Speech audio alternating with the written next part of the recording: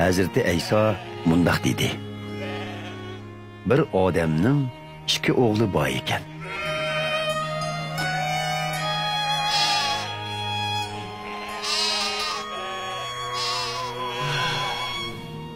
Kichik o'g'li otasiga: "Ota, menga tegishli miroslarni hozirli bagaysiz" debdi. Otasi mol mulklarini 2 o'g'liga bölüp berdi. Bir necha kundan keyin kichik o'g'li o'ziga tekkan mol mulklarni yig'ishtirib, yiroq bir davlatga berib, u yerda mol dunyosini xolig'inicha buzib chekib, aysh ishratlik turmush kechiribdi.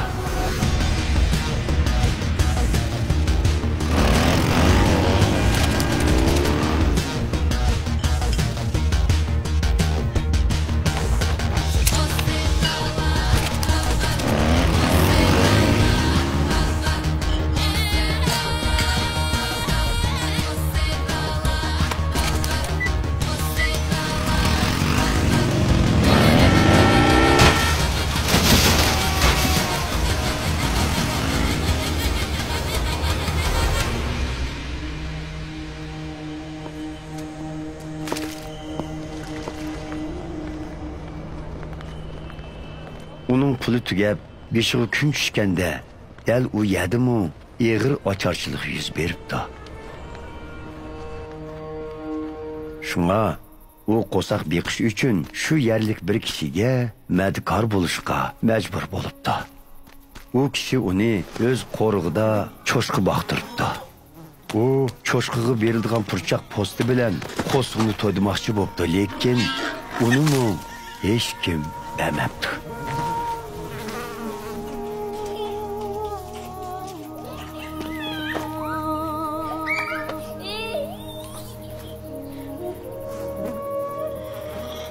Keyin u ahliga kelib, atamning madkorlarining hammasining yemak ishimiga eshib turibdi.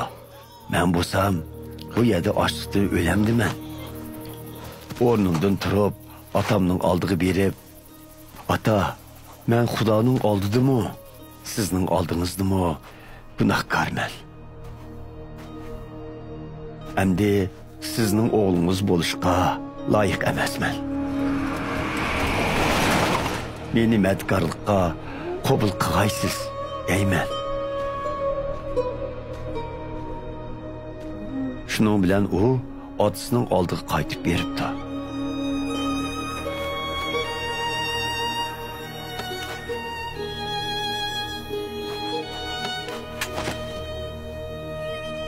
Otasi o'g'lini yiroqdan ko'rib, uningga ichi og'rib, oldiga yugurib chiqib,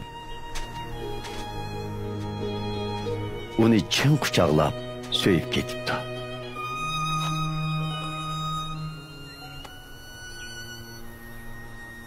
"Ota, men Xudoning oldidimi, sizning oldingizdami gunohkorman.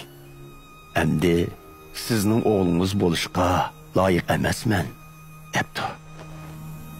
Biroq otasi chakarlarga darhol eng isil tonni akilib, uningga kiydiringlar, qo'lga uzuk selinglar, putlarga oyoq kiydiringlar, ondan rosa bodalgan to'poqni akilib so'yinglar.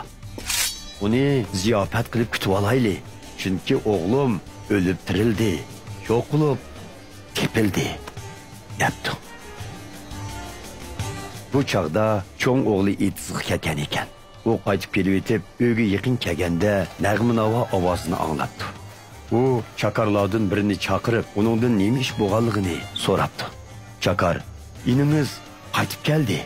Dadingiz uning tinch amon qaytib kelganligini ko'rib, bodalgan to'poqni so'ydi. Biroq cho'ng o'g'li intayin xafa bo'lib, uyga kirishni xohlamabdi. Otasi chiqib uni uyga kirishga undabdi. Lekin u otasiga: "Qarang sizni, men sizga shuncha yil quldak ishlab keldim. Buyruqlaringizga xiloflik qilmadim. Siz menga nima berdingiz?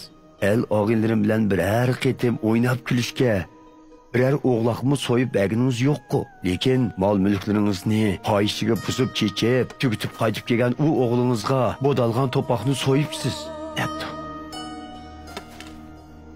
Hey oğlum, sen doim mening yenimda.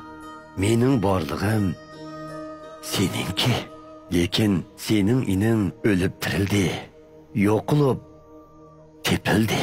Uni ziyofat qilib kutib yurishimizga tegishlik. Debdi otasi uningga.